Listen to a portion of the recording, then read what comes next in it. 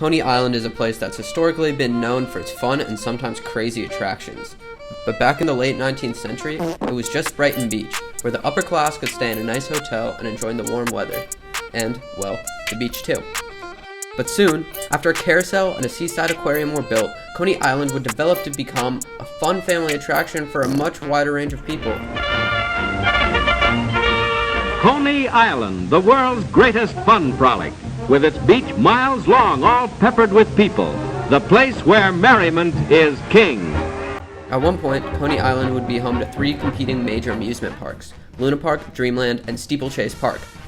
Historic rides like the Wonder Wheel and the Cyclone were built. In 1916, there was the opening of the first ever Nathan's Famous Hot Dogs. And at one point there was a neighborhood called Midget City, where yes, a community of over 300 people who were required to be under 4'3" would live together. Coney Island was so successful and gathered such huge crowds that, according to planner Robert Moses, a coffin would provide more space per person. But in 1940, a fire destroyed Luna Park, and as more, safer beaches opened up, under control of Robert Moses, Coney Island would get rezoned, as more and more of the park would get turned into residential use. It wasn't until the 1980s that the New York State Urban Development Corporation started revitalizing the area, initially proposing a minor league baseball stadium, which became the beautiful Maimonides Park. Additions like the Coney Island Amphitheater and circus sideshows soon followed. And you can't forget the annual Nathan's Hot Dog Eating Contest, where the most dominant professional athlete of all time, Joey Chestnut, built his legacy by becoming the greatest hot dog eater on 16 separate occasions.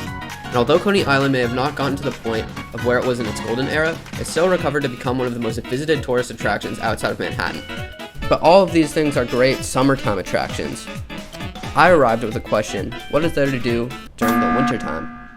When I went to Coney Island in March, everything to do with the amusement parks were closed. At Coney Island, very suspiciously quiet.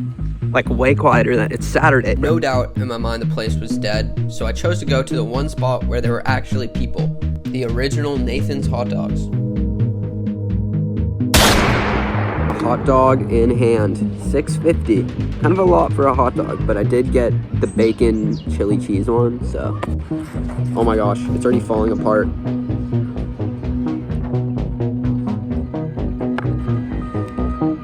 I'm blown away by how disappointing this hot dog is. After finishing the hot dog, I headed over to the one thing that remained open, the beach.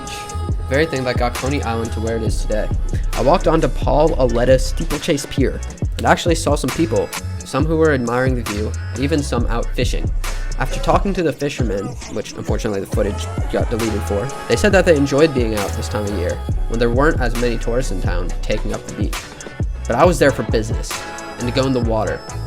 But it was cold, and everyone generally agreed that the winter weather and the closure of the park made the experience less than ideal compared to the summer. The sun's warm, but the air's kind of cold. And the rides are open, so that's an L. Yeah. But I mean, we got balloons, so everything's closed. Balloons make up for it. Nothing much to do here but walk. However, a few pastimes have stood the test of time, like spending a day in the ocean. And just like when Coney Island first opened in the 19th century, I can still enjoy the beach.